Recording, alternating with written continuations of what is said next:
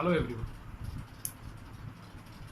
In this lecture today, we shall study about the economic environment of India and the changes that have taken place in our country due to change in this economic policy of our country, how it had affected our economic environment.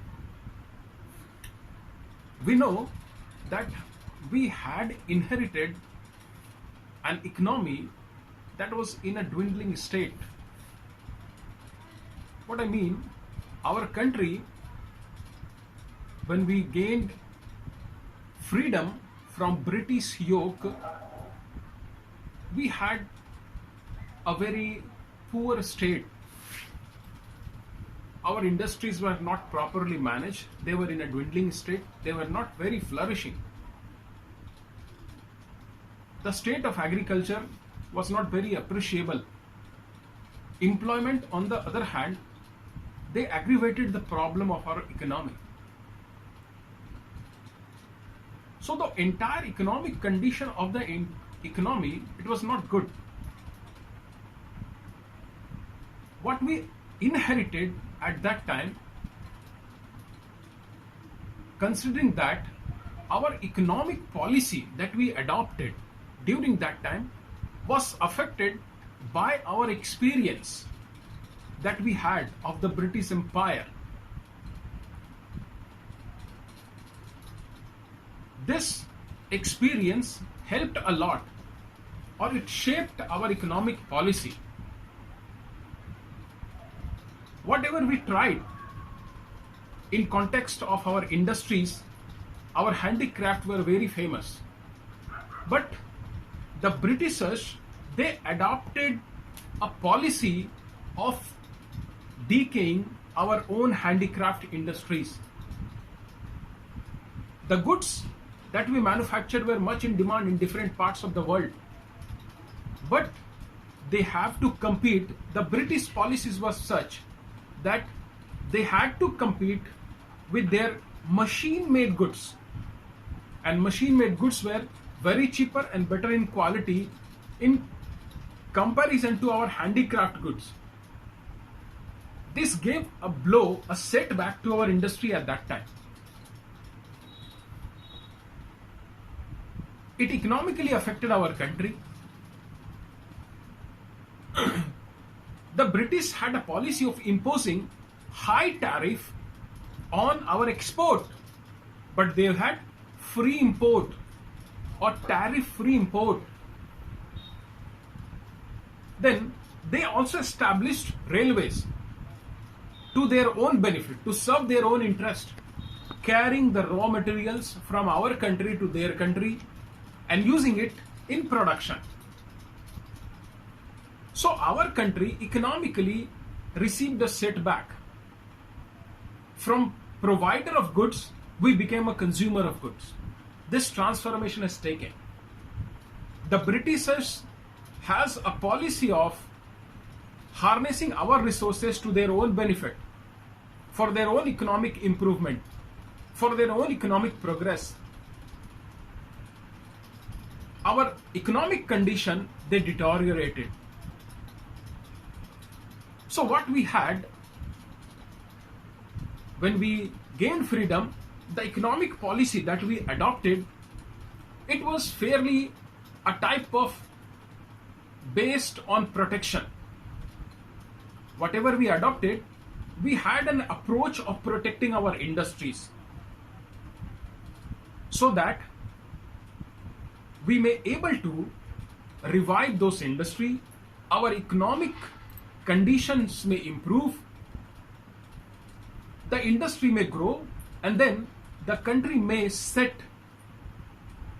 progress on the path of progress.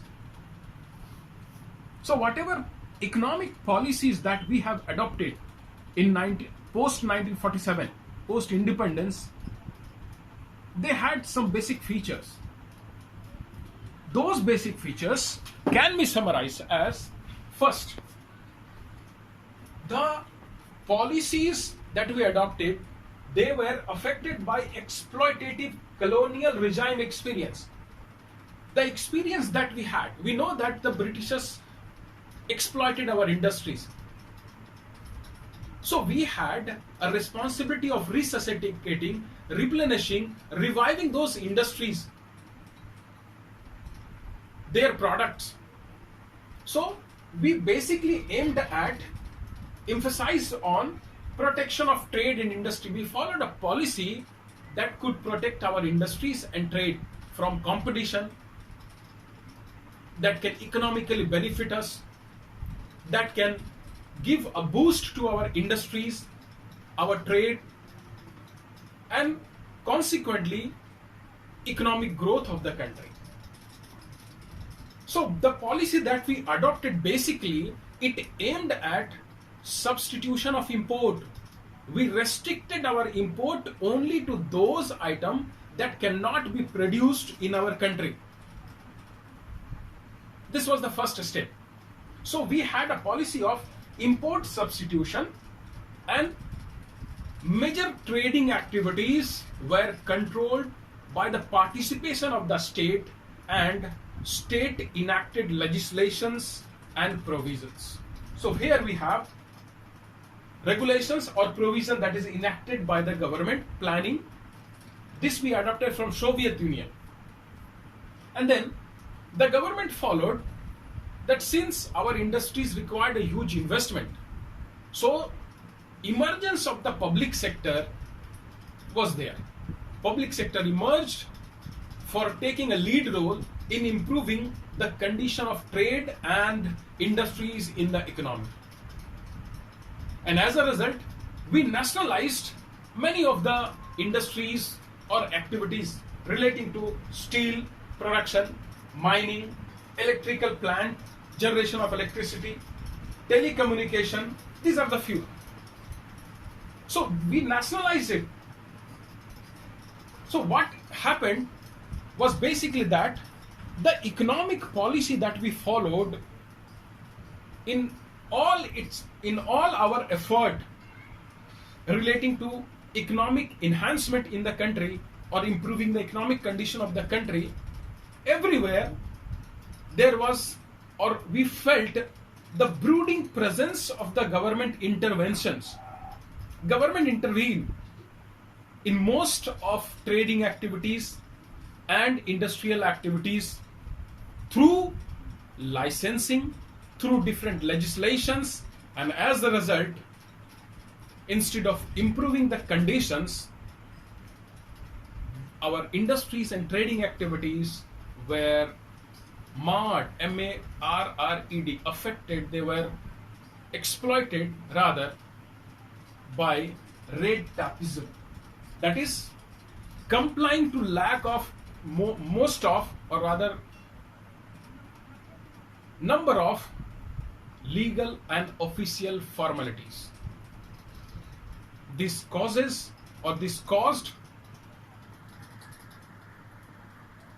the development of industries received a setback. Not much investment was made, and Britishers always followed these policies.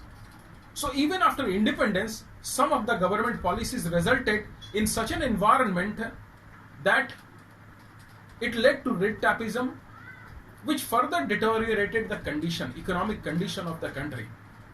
So therefore, there was a requirement of an overall change in the outlook, in the perception, in policy framing, so that our country could revive in true sense.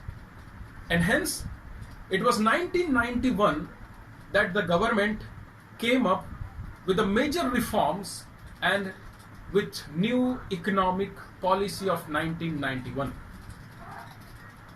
The government adopted 3 basic activities in all, so that the economy can be given a boost. Those 3 acts were liberalization, privatization, and globalization. Whatever our country adopted, the policy, the approach they adopted, They were done keeping in line the concept of liberalization, globalization, and privatization.